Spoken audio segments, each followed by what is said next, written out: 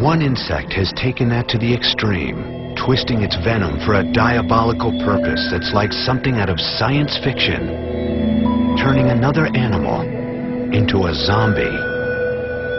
These are the emerald jewel wasps.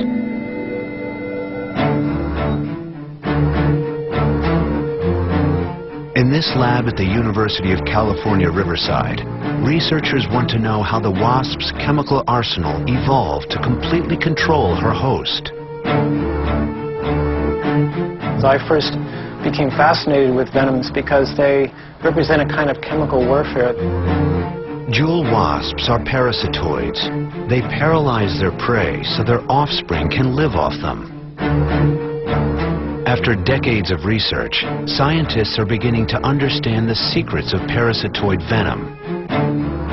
Females do battle with a host who is plentiful, widely available, and 6 times her size. The American cockroach.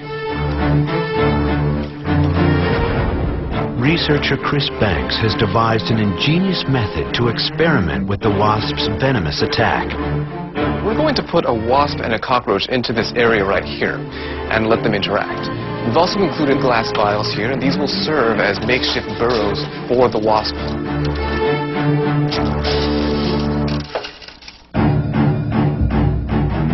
An unsuspecting host is first introduced to the arena.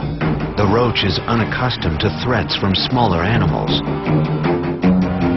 The stage for the battle is set, and the wasp is released. As soon as the jewel wasp senses a host, she will surprise her prey and use that brief moment to her advantage. She attacks.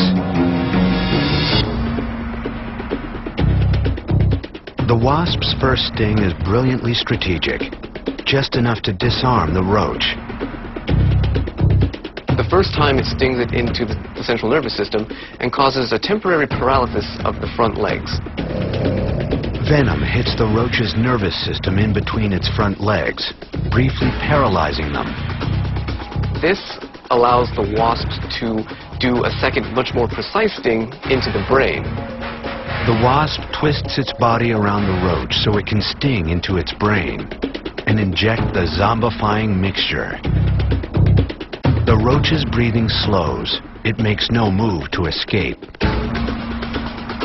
This brain sting causes a dramatic behavioral change in the cockroach, basically turning it into a zombie.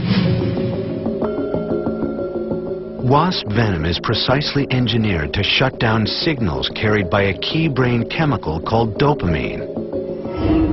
In humans and other animals, dopamine is a naturally occurring chemical messenger in the brain. It regulates movement and sensation. With its dopamine knocked out, the roach cannot move freely or escape. Millions of years of evolution have refined this wasp's ability to hit her target and disrupt dopamine with the precision of microscopic brain surgery. This remarkable skill isn't learned, it's inherited, hardwired into each wasp. They are natural-born neurosurgeons. To regain some of the energy the wasp has lost through her stings, she clips the ends of the roach antennae and takes a drink of roach blood. Refueled, the wasp leads her zombie cargo to a burrow.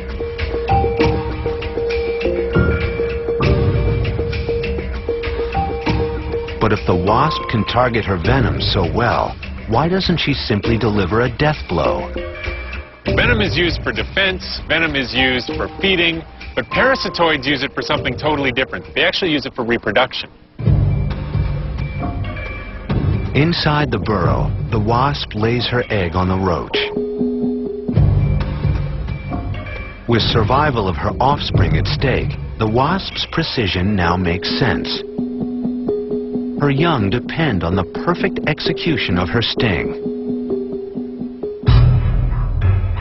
Now the wasp barricades the defenseless roach inside the burrow. For more than a week, the wasp venom continues to keep the roach calm and complacent, even as the newly hatched larva starts to eat it alive.